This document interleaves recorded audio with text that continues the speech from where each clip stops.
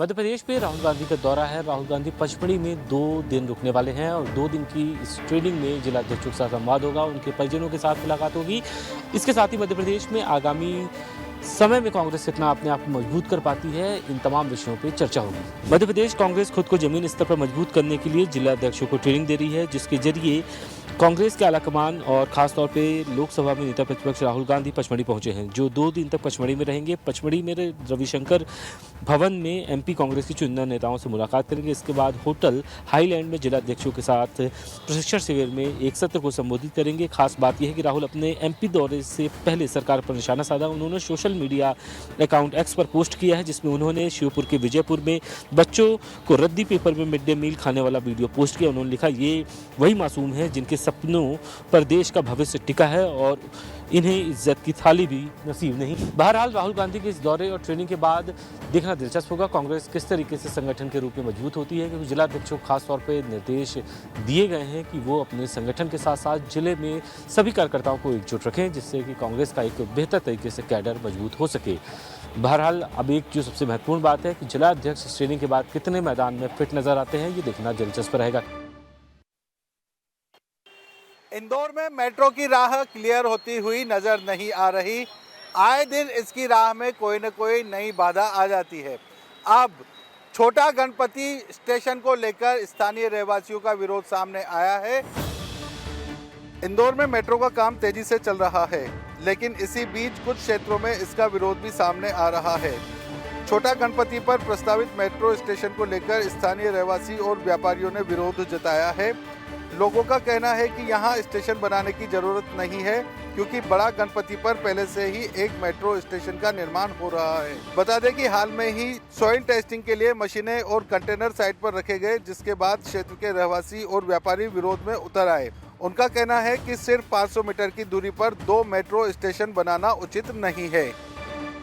अब आने वाले 15 दिन बाद यह तय हो पाएगा कि मेट्रो जमीन के अंदर जाएगी या वापस जमीन के ऊपर जाएगी, लेकिन इस सब गफलत के बीच में लग नहीं रहा कि आने वाले कई वर्षों तक इंदौर शहर मेट्रो का सुख भोग सकेगा।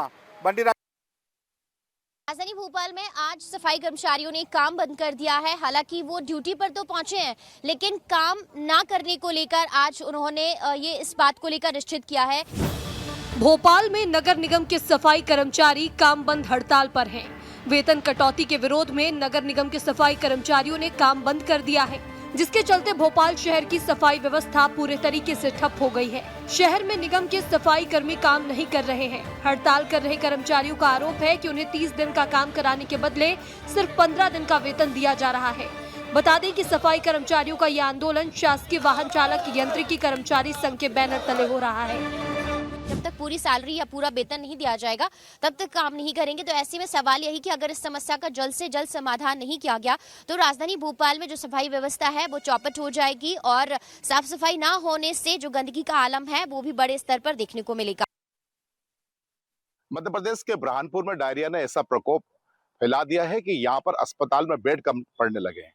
और तो और बच्चों की लगातार संख्या बढ़ना कहीं ना कहीं चिंता का विषय है कि आखिरकार इस संक्रमण से कितने लोग प्रभावित हुए हैं। यह तस्वीरें बुरहानपुर की हैं, जहां शहर में डायरिया का प्रकोप देखने को मिल रहा है। शहर में हालात दिन ब दिन बेकाबू होते जा रहे हैं। अस्पताल में अब मरीजों के लिए बिस्तर भी कम पड़ने लगे हैं। आलमगंज, सिंदीपुरा, कालाबाग, आजाद नगर, लोहार मंडी से करीब 18 मरीजों को अस्पताल के मेडिकल वार्ड में भर्ती कराया गया है, जिन्हें उल्टी और दस्त की शिकायत है। डायरिया से सबसे ज्यादा बच्चे प्रभावित हुए हैं। 16 बच्चों का भी इलाज जिला अस्पताल के PICU में चल रहा है। अब शहर में अलर्ट जारी किया गया है। स्वास्थ्य विभाग की ओर से जांच की जा रही है।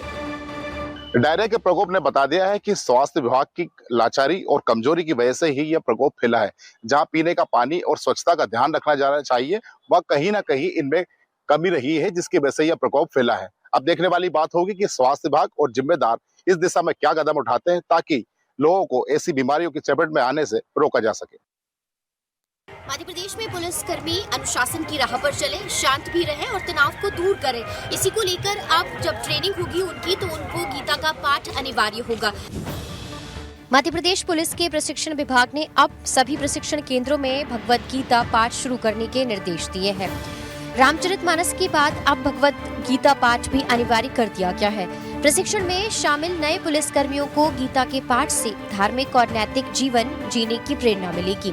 यह निर्देश पुलिस प्रशिक्षण के एडीजी राजा बाबू सिंह ने राज्य के सभी 8 पुलिस प्रशिक्षण केंद्रों के अधीक्षकों को जारी किए हैं। मध्य प्रदेश सरकार में मंत्री विश्वास सारंग ने अपनी प्रतिक्रिया दी है और इस कदम को स्वागत योग्य बताया है। निश्चित रूप से ये हमारी सरकार का बहुत ही स्वागत योग्य कदम है।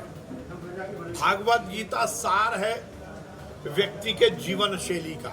बहुत सकारात्मक बदलाव देखने को मिल रहे हैं। 4 महीने की ट्रेनिंग हो चुकी है और उसमें कई ऐसे बदलाव हैं जो देखने को मिले और आगे ऐसे ही जो बड़े बदलाव हैं वो पुलिस जो नव आरक्षक है उसमें देखने को मिलेंगे और आगे भी ऐसे कई तरह के जो अलग अलग प्रयोग हैं वो करते रहेंगे ताकि आरक्षकों का जो तनाव है वो दूर हो सके और उनमें एकाग्रता बढ़े और वो गीता के सार को अपने जीवन में अपनाकर आगे बढ़े। निवाड़ी जिले में सोशल मीडिया पर एक वीडियो वायरल होता है जिसमें एक शिक्षक द्वारा बच्चों से स्कूल में मजदूरी कराई जा रही है। यह तस्वीरें निवाड़ी के सरकारी स्कूल की हैं, जहां ओरछा के चंदावानी प्राथमिक शाला लाल माटी में कुछ बच्चे स्कूल में मेंटेनेंस के काम में लगे हैं। आरोप है कि पैसे का हिसाब बचाने के चक्कर में बच्चों को मजदूरी का काम कराया जा रहा है। वहीं पालक शिक्षक समिति के सदस्य हरदयाल अहिरवार ने आरोप लगाया है कि जब उन्होंने विरोध किया तो उनके साथ अभद्र व्यवहार किया गया। स्कूल प्रबंधन पर बच्चों के अधिकारों की अनदेखी का गंभीर आरोप है। अब इस मामले का वीडियो सोशल मीडिया में जमकर वायरल हो रहा है। ये मामला केवल अब बच्चों से मजदूरी कराने तक का नहीं होता है, पूरे शिक्षा तंत्र को लेकर के भी ये सवाल खड़ा होता है कि आखिर इस तरह के मामले शिक्षा विभाग में आते क्यों हैं। अब जब मामला आया है तो देखना है कि इस मामले पर क्या कार्रवाई होती है। शहडोल में फिर रिश्तों पर अंधविश्वास का कहर टूटा है, जहां एक बेटे ने जादू टोना के शक पर अपनी ही मां की बेरहमी से हत्या कर दी है। शहडोल जिले के कुटेला में 25 साल के सत्येंद्र सिंह ने अपने ही मां को अंधविश्वास के चक्कर में मौत के घाट उतार दिया। अपने चाचा के बेटे ओम प्रकाश के साथ मिलकर अपनी मां प्रेम बाई की कुल्हाड़ी और डंडों से बेरहमी से हत्या कर दी। जब मां तड़पती रही तो आरोपी ने उसका गला घोट दिया और मौत की पुष्टि होने के बाद शव को खेत में दफना दिया। पुलिस ने जब खेत की खुदाई कर शव निकाला तो पूरा गांव दहशत में आ गया। 5 आरोपियों को हिरासत। ग्वालियर में एक बांग्लादेशी युवती को गिरफ्तार किया है और ये युवती पिछले 8 महीने से ग्वालियर में ही रह रही थी। ग्वालियर के पॉश सिटी सेंटर गोविंदपुरी इलाके में पुलिस ने एक फ्लैट में बांग्लादेशी युवती को पकड़ा है। ये युवती ढाका बांग्लादेश की रहने वाली है और 8 माह पहले कोलकाता के रास्ते भारत आई थी। पुलिस ने उसके साथ एक युवक को भी हिरासत में लिया है। युवती के मोबाइल से संदिग्ध चैट और विदेशी नंबर मिले हैं। जांच में खुलासा हुआ है कि उसे देह व्यापार के लिए भारत लाया गया था। टीम ने देर रात छापा मारा तो वहां युवती एक युवक के साथ मिली। जब पुलिस ने पहचान पत्र मांगे तो वह कोई दस्तावेज नहीं दिखा सकी। तलाशी में उसके बांग्लादेशी होने के प्रमाण मिले। दोनों को हिरासत में लेकर थाने लाया गया। बताया जा रहा है इस युवती के जरिए अनैतिक काम भी किया जा रहा था। इस पूरे मामले को लेकर पुलिस अब इस युवती से पूछताछ करने में जुटी हुई है।